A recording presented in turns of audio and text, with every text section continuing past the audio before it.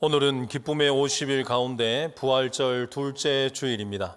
우리의 마음과 뜻을 다해 성령 안에서 진리를 따라 하나님 앞에 예배로 나아갑니다.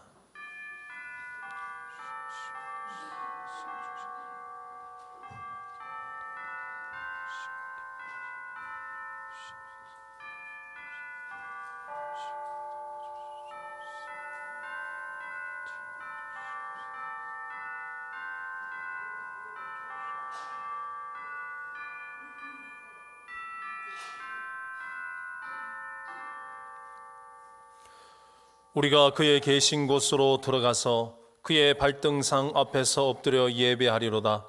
주의 제사장들은 의의 옷 입고 주의 성도들은 즐거이 외칠지어다. 하나님은 영이시니 예배하는 자가 영과 진리로 예배할지니라. 아멘.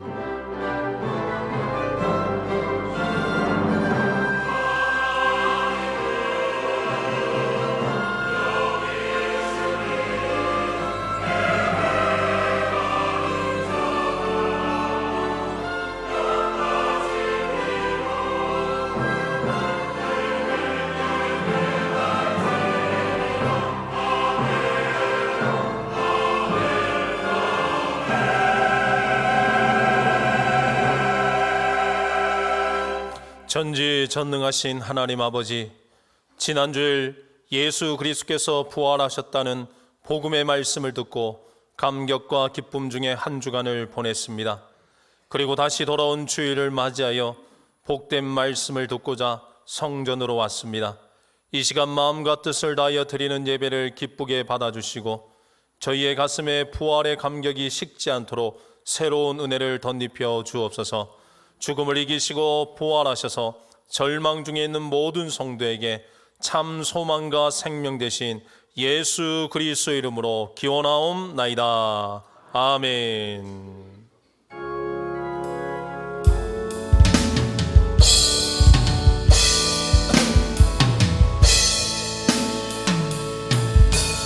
주님 큰 영광 받으소서.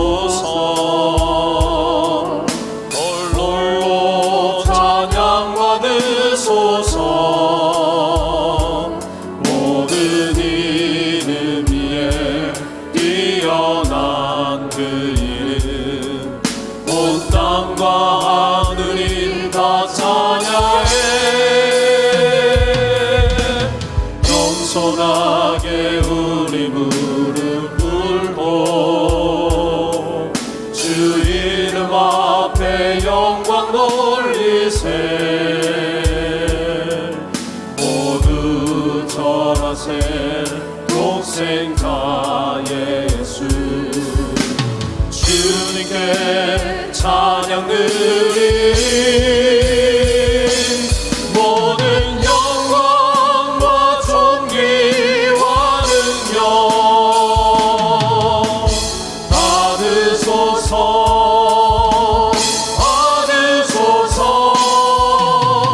영광과 존귀와 능력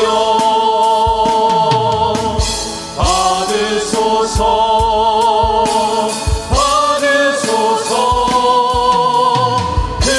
그리스도 살아계신 하나님. 참회의 기도를 드리시겠습니다.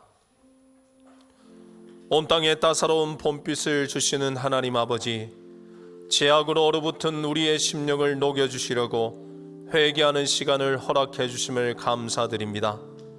유혹 앞에 무력한 저희는 지난 한 주간도 동일한 잘못을 반복하였습니다.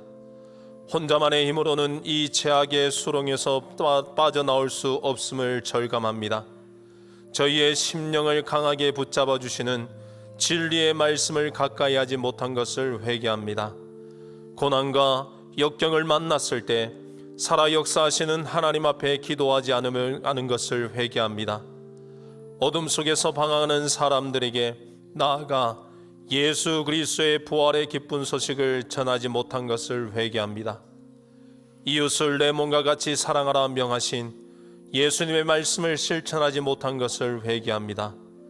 미련하고 어리석은 저희를 불쌍히 여기시고 자비와 긍휼을 베풀어 주시옵소서. 예수님의 이름으로 참회 기도 드려오며 이제는 우리의 입술로 고백의 기도를 계속해 나아갑니다.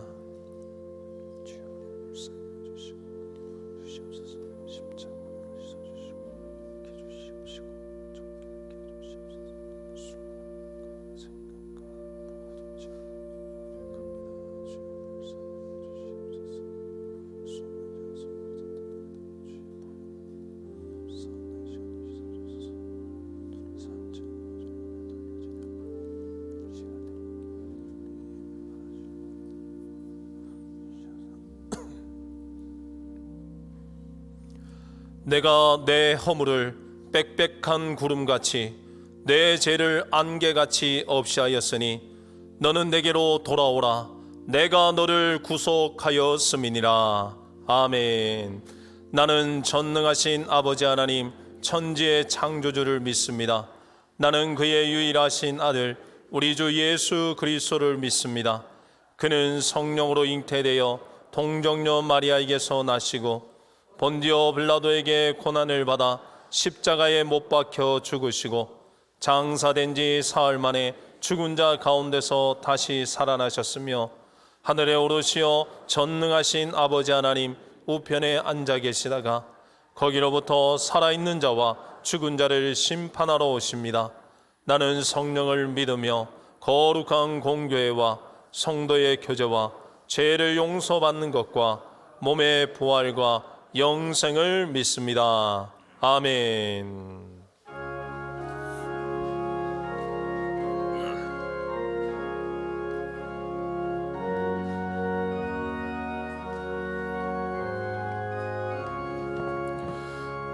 하늘의 찬송이 들리던 그날 죄악이 가득한 그날 밤에 동정녀 몸에서 탄생한 주님 우리를 구하러 오신 예수 살아서 살아 죽어서 구원 묻혀서 내 죄를 담당하사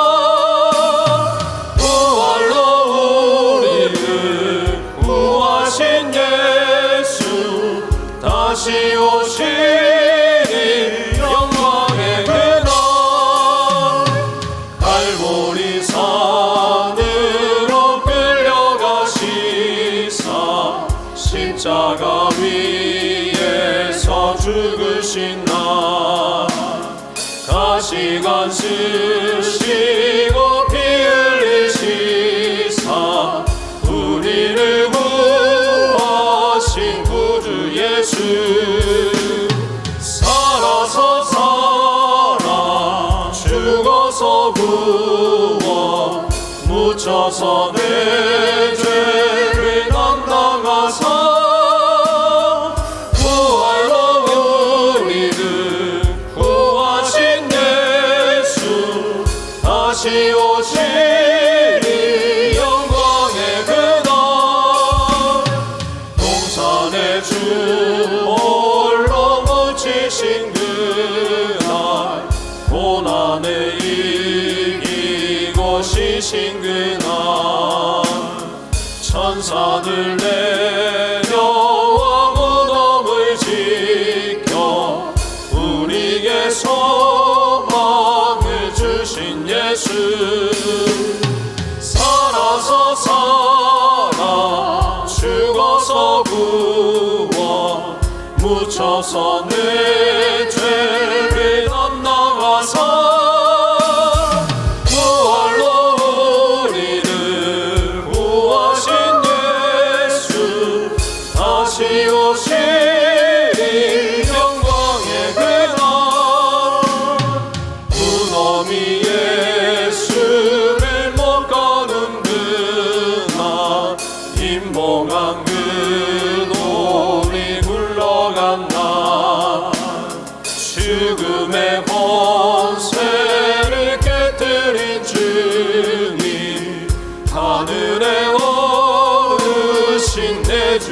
예수 살아서 사랑 죽어서 구원 묻혀서 내 죄를 담당하사 부활로 우리를 구하신 예수 다시 오시리 영광의 그날 천사장 나팔이 울리는 그날 하늘의 영광이 나타날 때 날 사랑하시는 참되신 친구 날 영접하시러 오신 예수 살아서 사랑 죽어서 구원 묻혀서 내 죄를 담당하사 부활로 우리를 구하신 예수 다시 오시리 영광의 그날.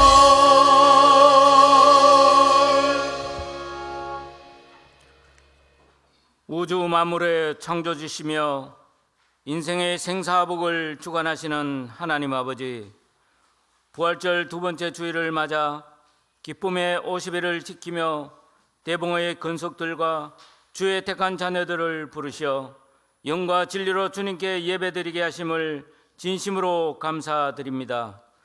죄와 허물로 죽을 수밖에 없는 죄인이지만 오직 예수 십자가 보혈의 은혜로 제사함 받고 그 공로 의지하여 주께 나아가오니 이 한 시간 드리는 예배가 하나님께 온전히 연락되게 하옵소서. 사랑이 많으신 하나님 아버지, 이 시간 사랑하는 조국 대한민국을 위해 온 마음을 다해 간구합니다. 세계는 보호무역과 경제전쟁으로 국가 생존이 걸린 비상시국이 이어지는데 이 나라는 한 달여 남은 대통령 선거를 앞두고 양진영으로 갈라져 극한 정치 싸움으로 서민 경제정책과 상호협치는 사라지고 혼란한 전국의 발목이 잡혀 큰 위기 속을 지나고 있습니다. 먼저 온 교회가 일어나 이 나라 민족을 위해서 기도하게 하시며 하나님의 공의가 강같이 흘러 나라와 백성을 진정으로 사랑하는 정직한 지도자가 대통령으로 뽑혀 진정한 리더십으로 이념과 갈등으로 갈라진 이 나라가 하나 되게 하시며 세계적의 다이나믹 코리아의 명성을 회복하고 다시 전진하는 조국 대한민국이 되도록 큰 은혜 베풀어 주옵소서. 자비하신 하나님 아버지, 이 지구촌에도 하루속히 전쟁이 끝나고 평화 공존의 시대가 열리게 하시며 지구상의 유일한 분단 국가인 남북한도 대화와 평화의 시대가 열려 저 북녘 땅에도 복음이 전파되고 구원이 선포되는 놀라운 은혜의 역사가 속히 열리게 하옵소서. 감사하신 하나님, 우리 대봉교회도 대구 복음사에게 맡겨준 사명 잘 감당할 수 있도록 은혜 다하여 주옵시며 원래 새로 시작한 교구 모임을 통해 교구 구역 모임이 활력이 넘쳐나게 하시고 새로운 교회 부흥을 꿈꾸며 성도들이 함께 기도하며 나가게 하옵소서. 열방 가운데 나가 사명으로 사역 감당하는 선교사님들의 신원을 지켜주시며 사역지마다 필요를 넉넉히 채우시고 물질 문제로 어려움 당하지 않게 늘 동행하여 주옵소서. 교회 학교를 섬기는 교사들을 붙드시어 지치지 않게 성령 충만과 늘 셈을 다하여 주옵소서. 육신의 질병으로 또 경제적인 어려움이나 말 못할 문제로 눈물로 기도하는 기도 제목들 주님 기억하시어 주께 다 응답되게 하시며 근심과 슬픔이 오히려 소망 가운데 큰 기쁨이 되는 은혜 베풀어 주옵소서. 이제 주님 주시는 생명의 말씀을 듣습니다. 귀한 말씀 선포하시는 김은혜 담임 목사께 갑절의 영감을 다하시며 그 말씀으로 성도들이 한 주 험한 세상 살아갈 때 든든한 영의 양식이 되어 승리의 삶을 살게 하옵소서. 정성껏 준비하여 드리는 시온성가대의 신령한 찬양이 하늘 보좌를 울리게 하시며 듣는 성도들에게도 큰 은혜가 넘치게 하옵소서. 찬양과 말씀 가운데 인자하시는 주님을 경배드리며 길이요 진리요 생명이 되시는 예수 그리스도의 이름으로 기도드립니다. 아멘.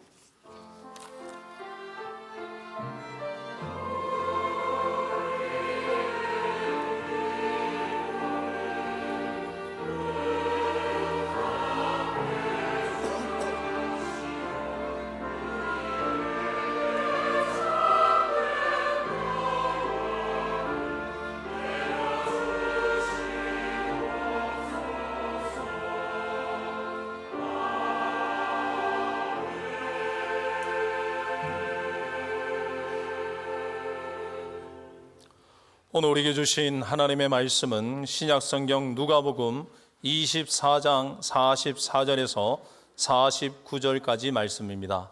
주보 내용을 수정합니다.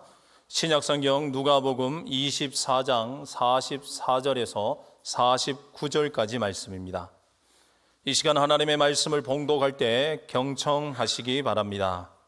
또 이르시되 내가 너희와 함께 있을 때 너희에게 말한 바 곧 모세의 율법과 선지자의 글과 시편의 나를 가리켜 기록된 모든 것이 이루어져야 하리라 한 말이 이것이라 하시고 이에 그들의 마음을 열어 성경을 깨닫게 하시고 또 이르시되 이같이 그리스도가 고난을 받고 제3일에 죽은 자 가운데서 살아날 것과 또 그의 이름으로 제사함을 받게 하는 회개가 예루살렘에서 시작하여 모든 족속에게 전파될 것이 기록되었으니 너희는 이 모든 일의 증인이라. 볼지어다 내가 내 아버지께서 약속하신 것을 너희에게 보내리니 너희는 위로부터 능력으로 입혀질 때까지 이 성에 머물라 하시니라. 아멘. 이 말씀을 통하여 은혜 주실 줄로 믿습니다.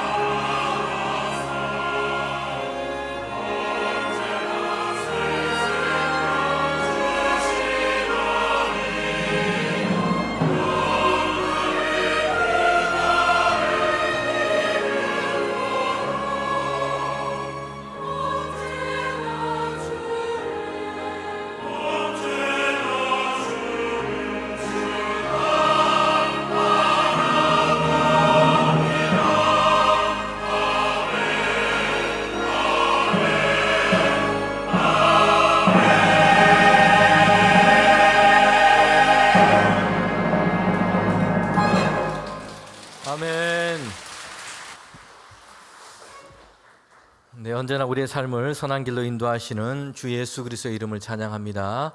네, 귀한 찬양에 감사를 드립니다. 함께 큰 은혜를 받았습니다. 네, 하나님 예배하는 모든 성도님들 가운데 우리 주님 예수 그리스도로부터 오는 은혜와 평강이 늘 함께 하시길 바랍니다. 우리 옆 사람 인사하면 좋겠습니다. 잘 오셨습니다. 주님의 은혜가 함께 하시기를 바랍니다. 네, 우리는 지난주일 부활주일을 보냈습니다. 부활은 세상의 다른 어떤 종교에 볼 수 없는 우리의 믿음의 내용을 담고 있습니다. 예수 그리스도를 믿는 그 믿음 안에 있는 놀라운 이 소망 그리고 놀라운 능력의 사건인 것입니다. 부활의 신앙은 모든 것을 능히 이기고 그 어떤 것에도 절망하지 않게 하는 영광스러운 하나님의 이 역사를 보게 합니다. 예수님께서 세상과 사람들 그리고 오늘 우리를 대신하여 십자가에 달려 죽으셨습니다. 죄와 허물로 죽을 수밖에 없는 영원히 하나님의 진노 아래 놓일 수밖에 없는 것이 사람의 운명이었습니다. 그러나 이것을 주님께서 대신 담당하신 것입니다. 그러나 예수님은 말씀하신 대로 3일 만에 부활하셨습니다. 주님께서 부활하신 그날 새벽이었습니다. 아직 날이 다 밝지 않았는데 새벽 미명에 예수님을 따랐던 이 여인들이 예수님의 무덤으로 달려가게 됩니다. 지난주일에 우리가 함께 설교 말씀으로 읽었던 본문이었습니다. 주님의 시신에 향품을 바르기 위해서였습니다. 십자가에 처형당하시고 죽으셨지만 이제 예수님을 위해서 그들이 할 수 있는 그 사랑의 헌신을 계속하고자 했기 때문입니다. 그런데 여인들이 무덤에 도착했을 때 그 무덤의 입구를 막고 있던 큰 돌은 굴러가 있습니다. 그리고 무덤은 비어 있었습니다. 죽음과 사망의 권세가 결코 예수님을 가둘 수 없었습니다. 예수님께서 사망과 죽음의 권세를 깨고 승리하신 것입니다. 부활은 예수님의 이러한 승리를 우리에게 보여주고 있습니다. 그리고 그 승리는 예수 그리스도 안에 있는 성도들에게 하나님께서 주의 말씀으로 약속하신 것입니다. 우리 부활절 인사를 나누지만 다시 한번 인사를 나누도록 하겠습니다. 옆 사람과 인사를 나눌 때 예수님이 부활하셨습니다. 나도 부활할 것입니다. 예수님이 승리하셨습니다. 나도 승리할 것입니다. 할렐루야. 우리에게 이런 믿음이 있기를 원합니다.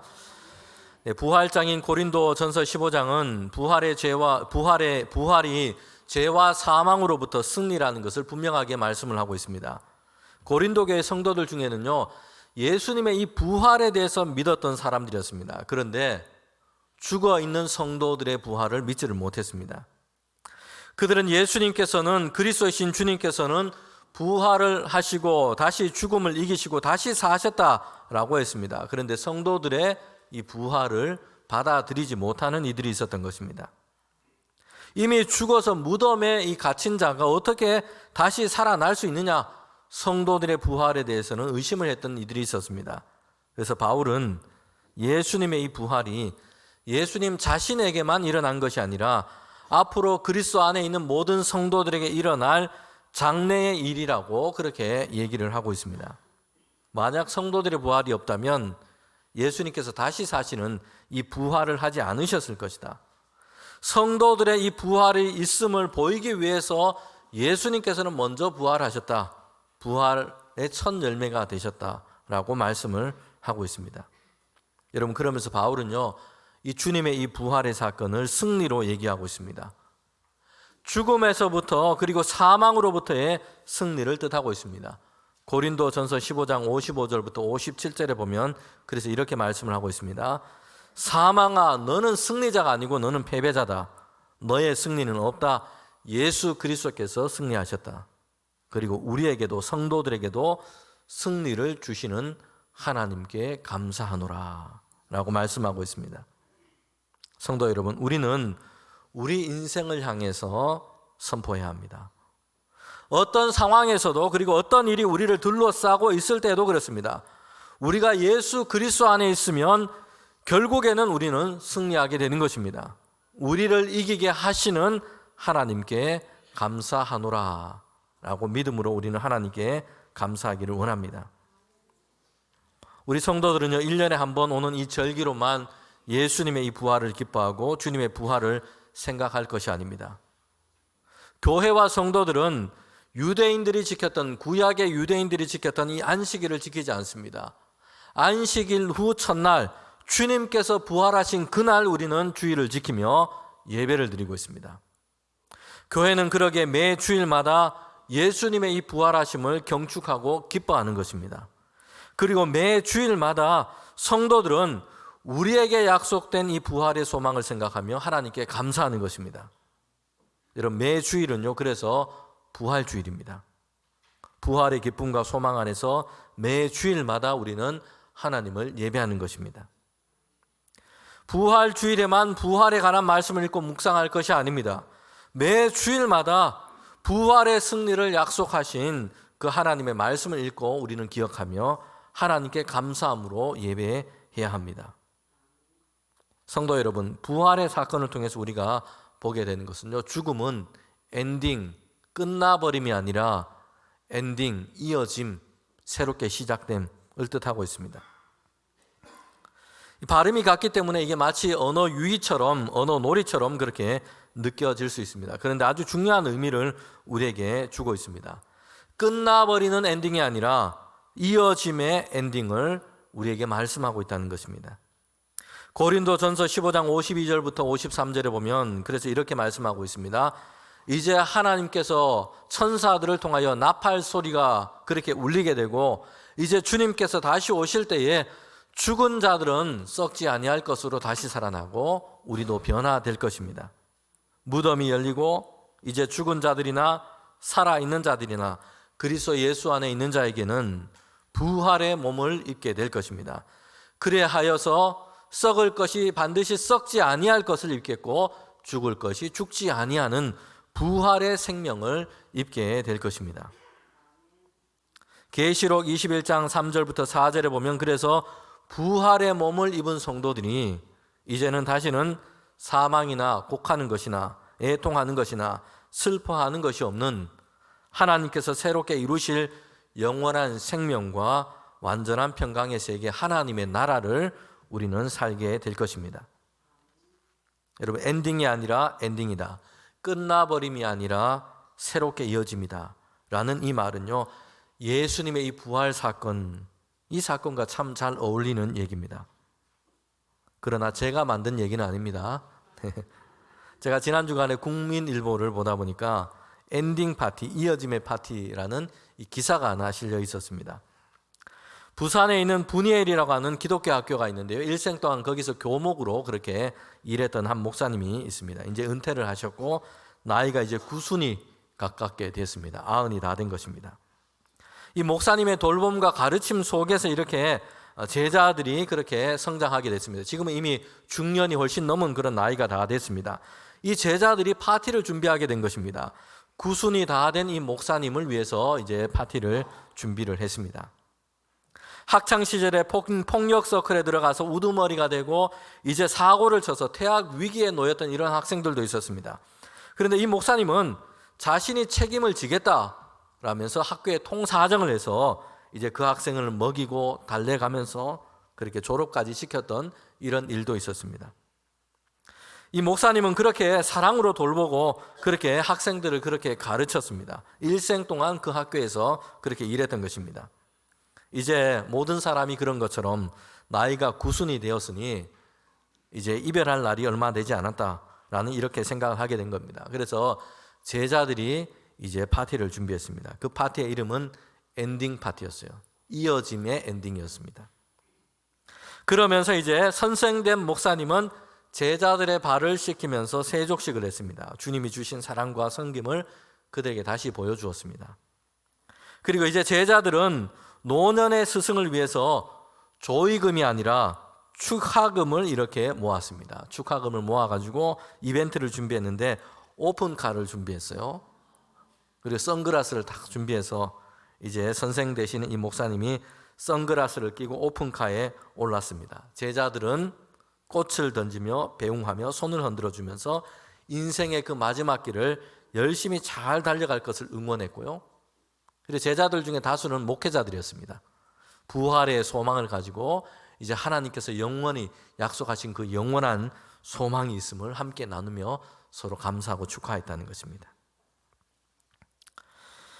여러분, 성도들 중에는 이제 임종을 바로 앞두고 때로는 말씀을 잘 하지 못하고 의식이 없는 상황에서 그렇게 임종 예배를 드릴 때도 있습니다. 물론 이것은 가족들에게는 정말 큰 위로가 되고 너무 필요합니다. 그런데 성도 본인에게는 아직 괜찮을 때에 이제 인생의 마지막 때가 가까이 왔다 생각될 때 한번 엔딩 파티를 하면 좋겠다는 생각을 했습니다. 이 기사를 읽고 이어짐의 파티, 작별의 예배, 가족들과 성도들이 함께 모여서 서로를 축하하고 감사하고 부활의 소망, 믿음을 나누는 이런 시간이 있으면 훨씬 좋겠다라는 생각을 했습니다. 죽은 후에 쓰지 못할 조의금보다 먼저 댕겨서 축의금을 받아서 만난 것도 좀 드시고 좋은 일에 사용도 하시고 이렇게 하면 더 좋겠다라는 생각을 했습니다. 여러분, 예수님의 부활은 이제 죽음이 끝나버림이 되지 않고 죽음이 새롭게 이어짐을 새로운 생명의 역사로 이어진다는 것을 얘기해 주고 있습니다. 예수 그리스도 안에 있는 성도들에게는 마찬가지입니다. 성도들의 죽음은 그래서 성경 말씀이 복되다 했습니다. 왜냐하면 죽음을 지나서 이제 영원한 생명을 얻게 되기 때문입니다. 찬란한 하나님의 영광을 얻게 될 것이기 때문입니다. 고린도 후서 5장 1절에는 이렇게 말씀하고 있습니다. 이제 땅에 있는 우리의 장막집이 무너지면, 우리의 육신, 흙으로 된 우리의 몸이 무너지면 하나님께서 지으신 집, 곧 손으로 지은 것이 아니요 하늘에 있는 영원한 한 집이 우리에게 있는 줄 아노라. 아멘.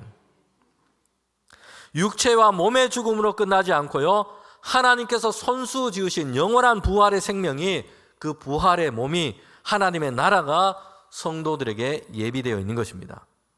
베드로전서 1장 3절부터 4절의 말씀에 보면 그래서 이렇게 우리의 소망의 이유를 분명하게 말씀하고 있습니다. 저와 여러분이 함께 읽도록 하겠습니다.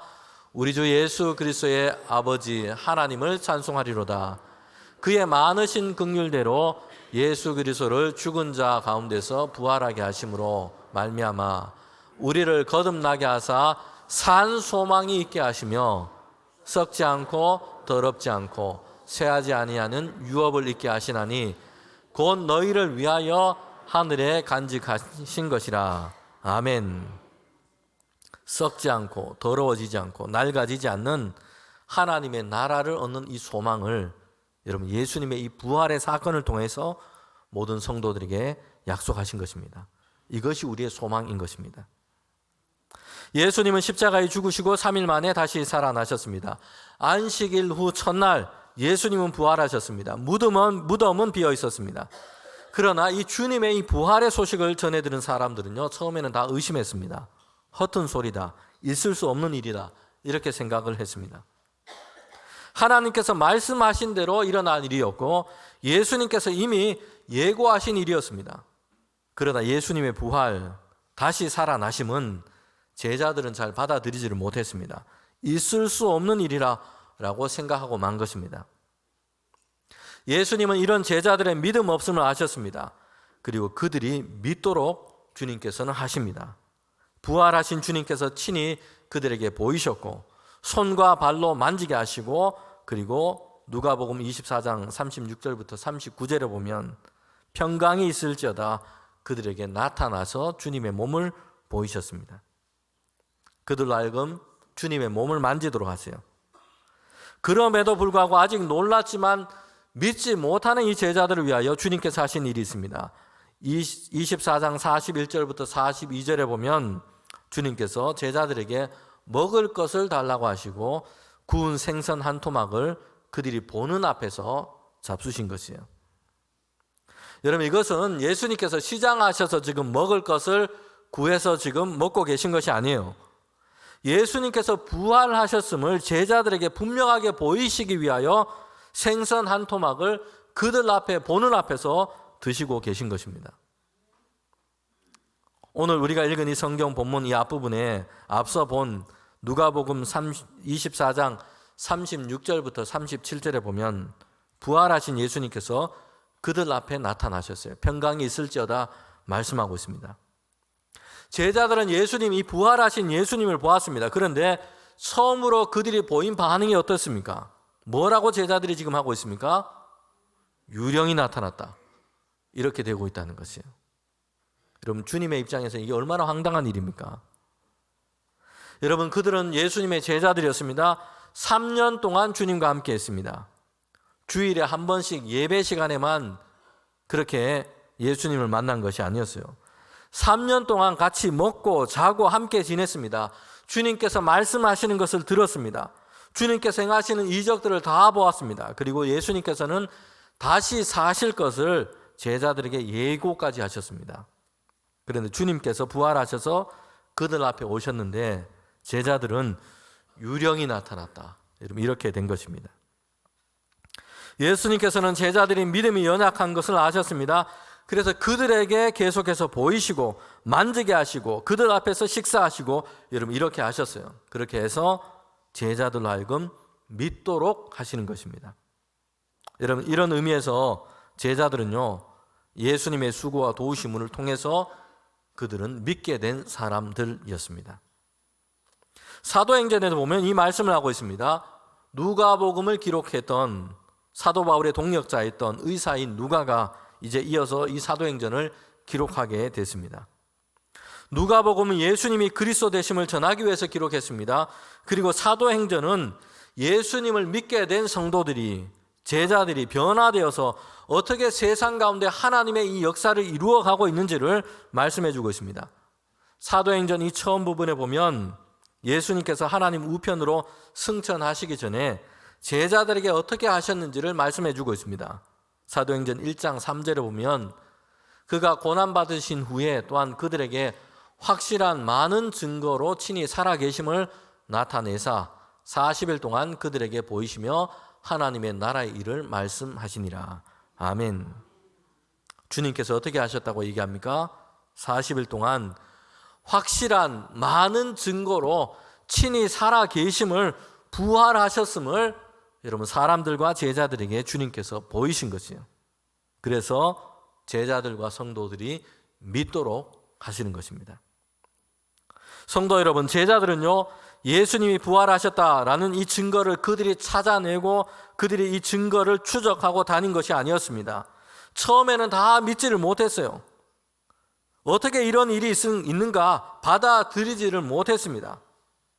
죽으신 지 3일 만에 부활하실 것이다 예고도 하시고 말씀도 하셨지만 그럼에도 불구하고 부활의 소식을 들었을 때 믿지를 못했습니다. 그러나 부활하신 예수님께서 여러 증거로, 확실한 증거로 그들에게 보이시고 그들에게 나타내셔서 여러분 그들로 하여금 믿도록 하시는 것입니다. 예수님께서는 그들에게 나타내 보이셨고 말씀하셨고 만지게 하셨고 아무튼 그들이 믿을 수밖에 없도록 하신 것입니다.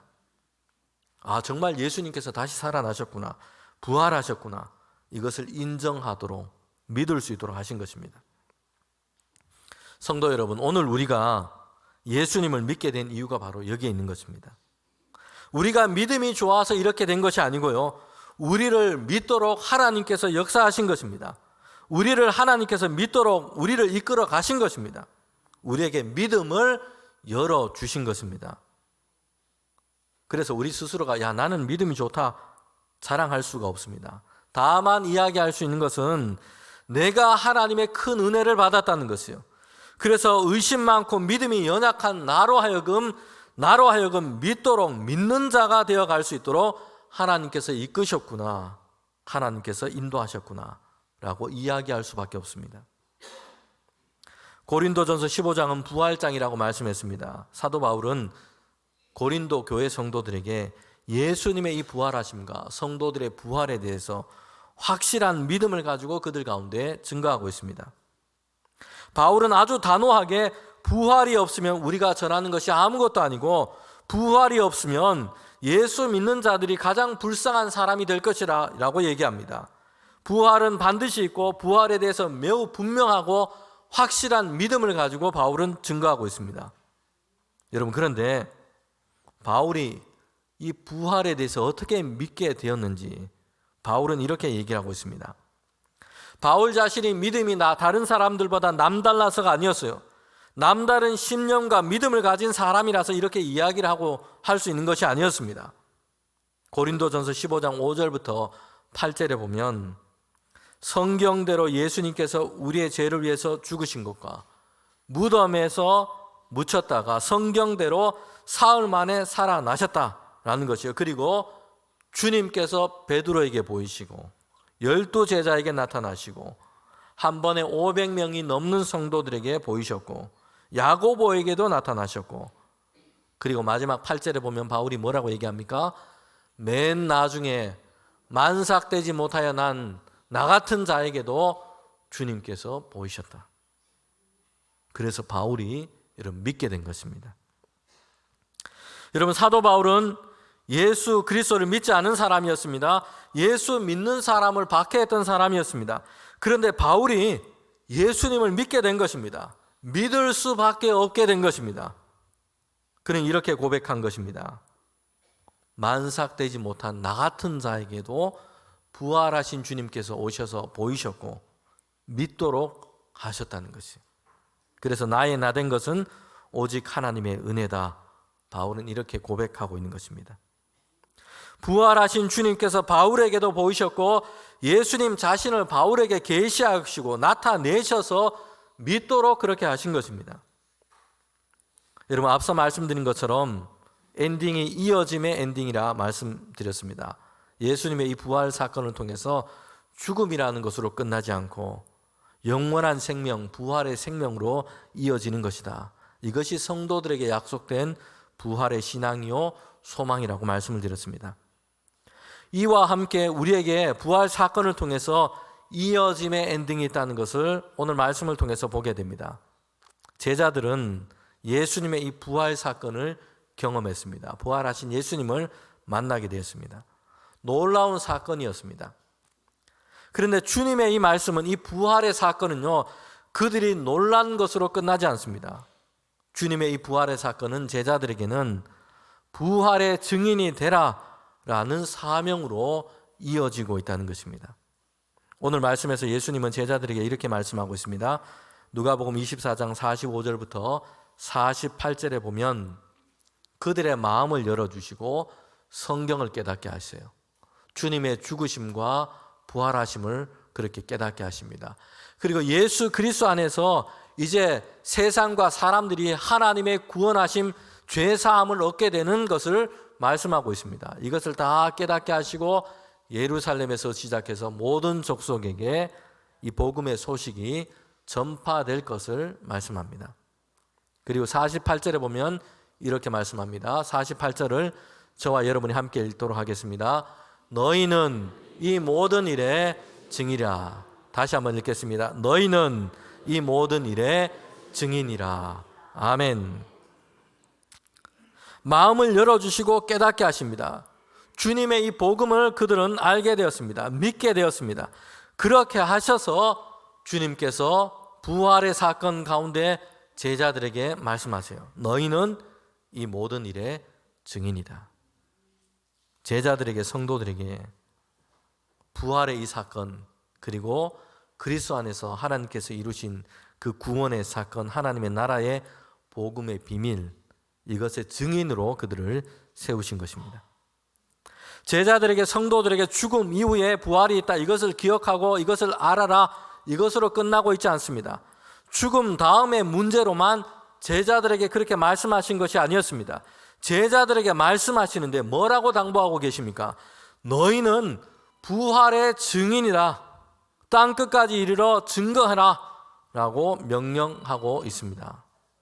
예수님의 부활을 보았고 성도들의 부활을 알게 되었습니다. 믿게 되었습니다. 그것으로 죽음 다음에 있는 그것으로만 해당이 되는 것이 아니라 지금 증거하는 자가 되도록 살게 하신 것입니다. 여러분, 이 부활의 사건이야말로 예수님께서 그리스도 되신다는 것을 분명하게 보여주고 있습니다. 예수님만이 죽음과 사망의 권세를 이기신 분이십니다. 그리고 예수님만이 죽음과 사망의 그 권세로부터 세상과 우리를 구원하실 수 있는 분이십니다. 주님의 이 부활하심을 보고 믿게 된 사람들, 부활의 소식과 함께 이제 예수님께서 그리스도 되심을 증거하도록 하신 것입니다. 부활의 이 사건은 온 세상과 모든 생명을 다스리는 분이 하나님이심을 보여주고 있습니다. 그리고 부활의 사건은 하나님께서 모든 어둠을 물러가게 하시고 영원한 생명의 세계, 하나님의 나라를 세상 가운데 임하게 하실 것을 미리 보여주고 있습니다. 그래서 부활을 보고 경험한 제자들은 이제 하나님의 나라와 그 영광을 증거하여 전하도록 하신 것입니다. 예수 그리스도를 믿고 부활의 생명, 영원한 생명의 그 영광을 믿는 자에게 주신 새로운 사명인 것입니다. 그것은 바로 증인됨인 것입니다. 부활하신 그리스도를 전하는 것입니다. 그리고 마지막 날에 하나님의 나라가 임할 때에 성도들의 부활이 있을 것을 증거하는 것입니다.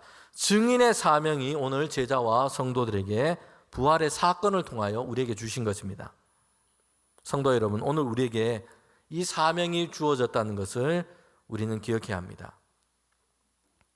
사실 우리는 이것을 잘 잊어버리고 살거나 또는 알지만 부담스러워하고 내게는 해당이 되지 않는다 생각할 때가 있습니다.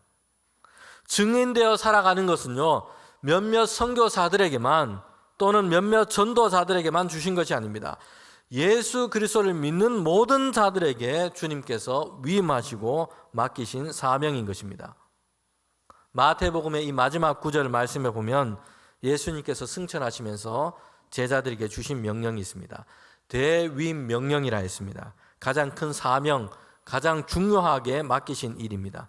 마태복음 28장 19절부터 20절 말씀인데 저와 여러분이 함께 읽도록 하겠습니다. 그러므로 너희는 가서 모든 민족을 제자로 삼아 아버지와 아들과 성령의 이름으로 세례를 베풀고 내가 너희에게 분부한 모든 것을 가르쳐 지키게 하라. 내가 세상 끝날까지 너희와 항상 함께 있으리라 하시니라. 아멘. 사도행전에도 보면 주님께서 감람산에서 승천하실 때에 남겨진 제자와 성도들에게 이렇게 말씀하고 있습니다. 주님께서 주신 이 명령입니다. 함께 읽도록 하겠습니다. 오직 성령이 너희에게 임하시면 너희가 큰 권능을 받고 예루살렘과 온 유대와 사마리아와 땅끝까지 이르러 내 증인이 되리라 하시니라. 아멘. 여러분, 이 말씀은요, 동일한 명령을 담고 있습니다. 증거하여 전하라라는 것이요, 세상 가운데 사람들 가운데 전하라라는 것입니다. 예수님께서 부활하신 그 사건은 주님이 다시 살아나심, 제자들과 사람들이 먼저 믿게 된 것은 이것으로 끝난 것이 아니라 이제 그들을 향해서 주님께서 증인된 자로 그들을 부르신 것입니다. 예수님의 부활하심 속에 있는 하나님의 놀라운 구원의 은혜와 그 역사가 어떠한지 증거하는 것입니다. 예루살렘에서부터 시작해서 땅끝까지, 다시 말하면 나의 가장 가까운 곳에서 시작해서 내게서 가장 먼 땅끝까지 이르러 증거하도록 하신 것입니다. 우리에게 맡겨주신 부르심인 것입니다. 140년 전에 부활절 아침이었습니다. 그날 제물포항에, 지금의 인천이죠, 외국인 선교사 2명이 도착하게 됩니다. 이로써 조선 땅에 예수님의 복음이 본격적으로 증거되고 선교가 시작이 되게 되었습니다. 장로교 선교사인 언더우드와 감리교 선교사인 아펜젤러였습니다. 그래서 올해가 여러분 개신교 이 선교에 있어서 공적으로는 140주년 되는 해입니다. 지금도 그렇지만 당시에는 미국은 가장 살기 좋은 나라였고 부유한 나라였습니다. 이 두 선교사는 그 나라에서 태어나고 자라났던 사람이었습니다. 그곳에서 그들의 앞날은 인간적으로 본다면 훨씬 더 편안하고 더 윤택한 삶이 보장되어 있었습니다. 그런데 이름조차 알지 못하는, 알려지지 않은 가난한 나라, 어둠과 우상과 미신으로 가득했던 나라, 이 조선 땅에 그들이 들어오게 된 것입니다. 그들이 도착한 그날은 부활절 아침이었습니다. 아펜젤러 선교사는 그래서 그날 도착하면서 이렇게 그의 기도를 적고 있습니다. 양화진에 있는 아펜젤러 선교사 묘비에 그렇게 기록이 되어 있습니다. 우리는 부활주일에 여기 왔습니다. 이날에 죽음의 철장을 부수신 주님께서 이 백성을 얽매고 있는 줄을 끊으시고 그들에게 하나님의 자녀들이 얻는 빛과 자유를 누리게 하소서. 아멘.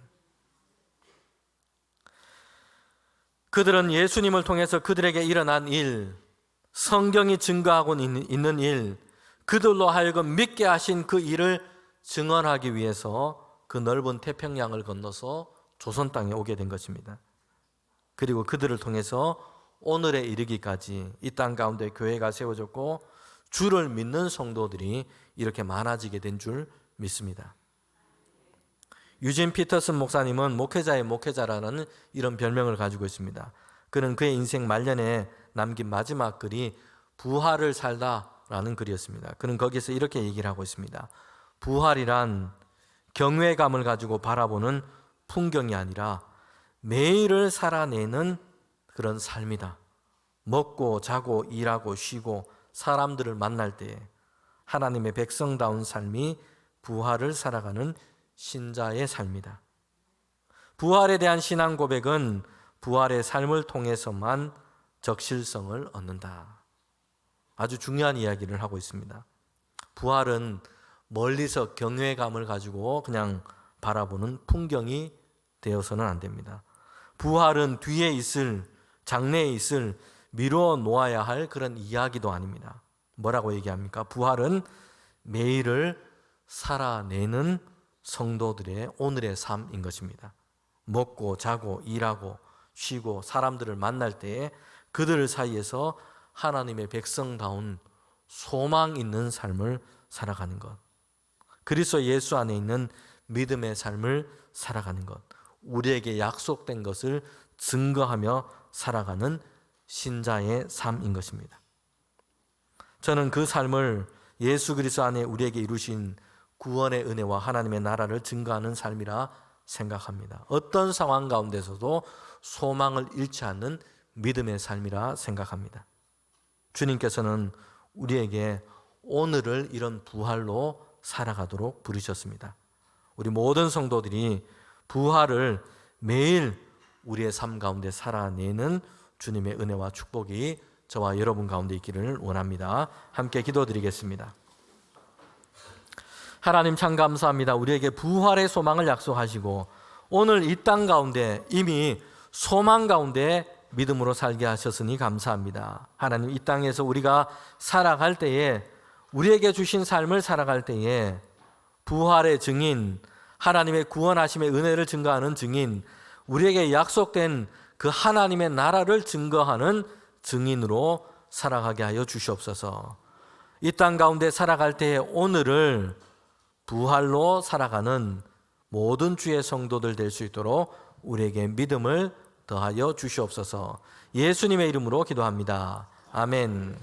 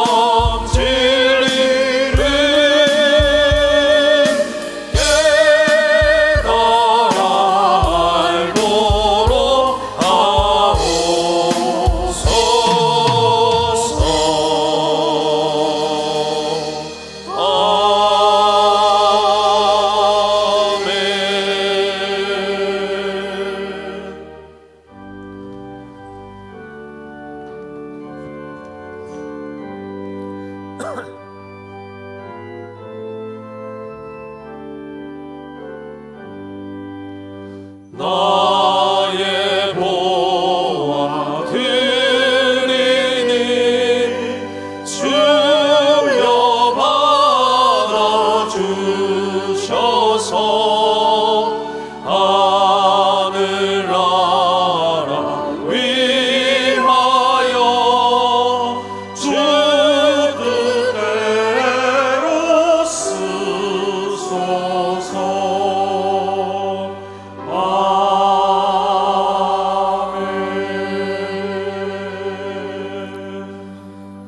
하나님 참 감사합니다. 주님을 예배하며 우리 성도들이 마음을 다해서 귀한 예물을 하나님께 올려드립니다. 하나님께 드리는 감사요, 우리에게 주신 그 은혜를 따라서 믿음으로 드리는 귀한 예물입니다. 또한 기도와 간구와 소원을 담아서 하나님께 예물을 올려드립니다. 우리 성도들이 드리는 이 예물을 주님께서 귀하게 연락하여 주시옵소서.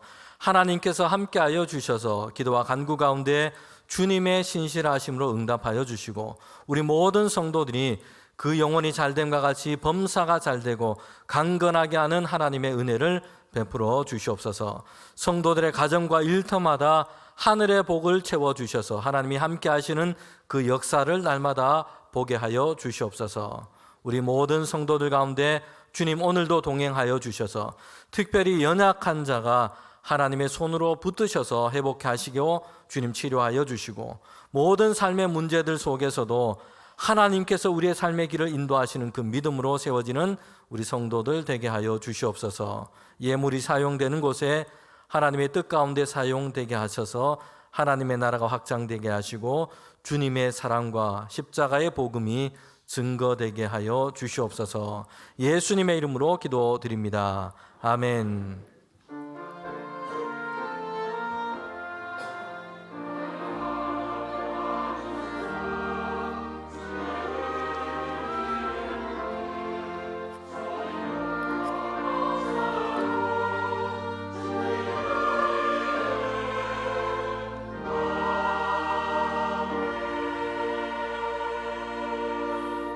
우리 자리에 앉으시면 오늘 예배 드리면서 우리 등록한 세 가족이 계십니다. 남인도 장로님, 공명원 권사님께서 우리 인도해 주셨습니다. 박루슬란 성도이십니다. 러시아에서 오셨는데 한국 국적을 취득하셔서 이제 귀화하신 한국인이십니다. 네, 우리 환영하도록 하겠습니다.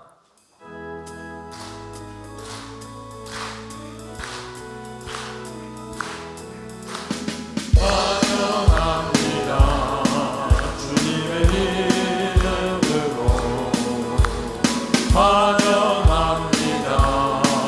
주님의 사랑으로.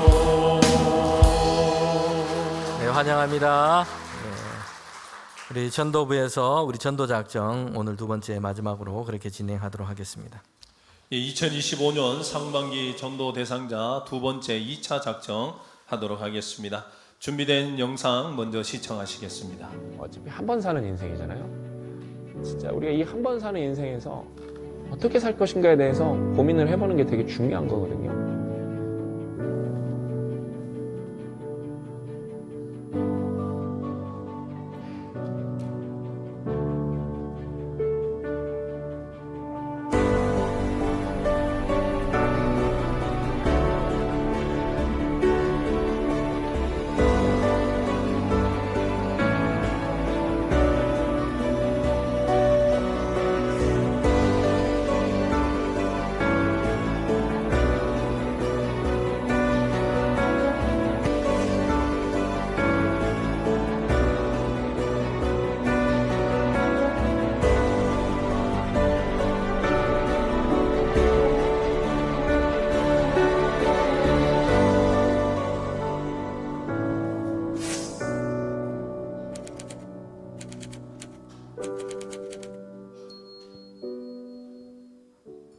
예, 2025년도 상반기 전도 대상자 2차 작정하도록 하겠습니다. 지난주와 동일하게 2025년 믿음 생활 카드 안에 전도 생활란에 기재를 해주시면 되겠습니다. 지난주에는 가져오신 분들은 여기 바로 기재하셨을 거고 못 갖고 오신 분들은 주보나 휴대폰에 적어서 옮겨 적으신 분들도 있을 겁니다. 그런데 만에 하나 집에 가서 찾아봤는데 없다 하신 분들도 있으리라 생각이 들어서 여분이 있어서 좀 준비를 했습니다. 혹시 이 믿음 생활 카드가 없으신 분 있으면 지금 손 들어 주시면 뒤에서 배포해 드리도록 하겠습니다. 이 믿음 생활 카드는 이 전도만이 아니라 성경 예배 1년 동안 사용하셔야 되는 믿음 생활 카드니까 없으신 분 지금 손 들어 주시면은 뒤에서 전달해 드리도록 하겠습니다.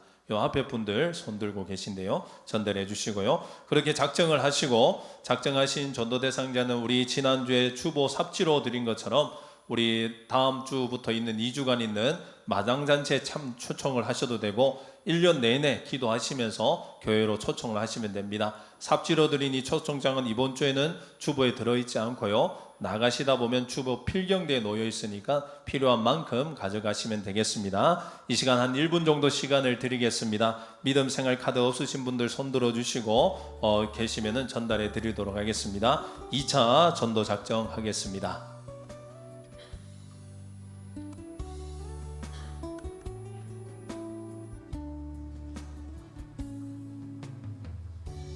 당신은 소중한 사람, 당신은 존귀한 사람, 이 세상에 하나뿐인 예, 지난주 1차 때 대부분 작정을 하셨는 것 같습니다. 그리고 2차 때도 지금 거의 대부분 작정을 하신 것 같고요. 이제 작정한 우리 전도 대상자를 주님께로 인도하겠다라는 결단의 시간을 가지도록 하겠습니다. 지난주와 동일하게 우리 구호 힘차게 외쳐보도록 하겠습니다. 오른손 주먹을 불끈 쥐시고요, 검정석을 제가 크게 외치면 여러분들이 더 빨간색을 더 크게 외쳐주시면 되겠습니다. 한 번에 끝내도록 하겠습니다. 구호 준비! 할 수 있다! 하면 된다! 지금 하자! 할렐루야! 아멘! 감사합니다. 네, 우리 연초에 나눠드린 이 믿음 생활 카드에 보면 우리 전도 대상자 말씀드린 것처럼 1년 동안 여러분 예수님의 이 복음을 전도하기 위해서 마음으로 작정하기 위해서 그렇게 하는 겁니다. 댁에 가서서 개인적으로 쓰라 그러면 잘 안 되기 때문에 예배 시간에 이렇게 작정하는 겁니다. 여러분 위해서 또 가장 모든 사람들에게 가장 귀한 선물인 예수님의 이 복음을 우리 작정한 분들에게 그렇게 올 한 해 동안 기도하시면서 전해주시면 좋겠습니다. 네, 우리 교회 소식 전하도록 하겠습니다. 오늘은 부활절 둘째 주일입니다. 그리고 기쁨의 50일이 성령 강림 주일까지 진행이 됩니다. 오늘 찬양 예배는 권사회 헌신 예배로 드립니다. 정동교회 권호진 목사님께서 오셔서 설교하십니다. 5월 1일 월삭 새벽 기도회가 정한 시간에 있습니다. 그리고 다음 주일은 어린이 주일인데 유아 세례가 있습니다. 우리 교회 알림 중에 보면 5번에 보면 봄맞이 교회 대청소가 있습니다. 5월 3일 토요일 10시에 모이도록 하겠습니다. 우리 부서에도 교회 학교도 다 오셔서 각 부서실도 우리 같이 교회 대청소로 그렇게 하도록 하겠습니다. 다음 주일과 그 다음 주일은 5월 기쁨의 마당잔치가 있습니다. 그래서 교회 마당에서 함께 우리 교제하고요. 오후 찬양 예배는 가정 예배로 드리도록 그렇게 하겠습니다. 박창준 청년 우리 군 입대를 앞두고 있습니다. 그리고 박상태 안수 집사님 병원에 입원 중에 있습니다. 위에서 기도해 주시기를 바랍니다. 지난 노회 때 노회에서 파송하는 총회 총대로 남인도 장로님 비선되었습니다. 1교구를 담당하는 김병철 목사님 수요일까지 목회자 세미나 참석 예정입니다. 참고해 주시면 되겠습니다. 네, 우리 다 일어나셔서 파송의 찬양 부르도록 하겠습니다.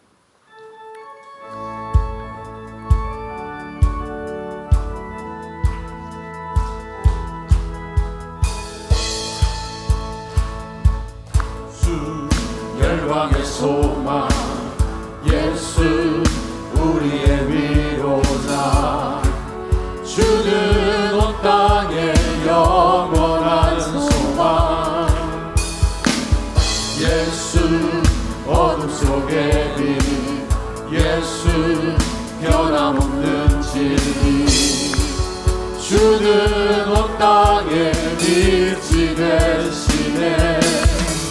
우리 위해 죽으시고 다시 사신 생명의 주, 주님만이 소망이요 변함없는 반석이라, 주님만이 온 세상을 비추시네.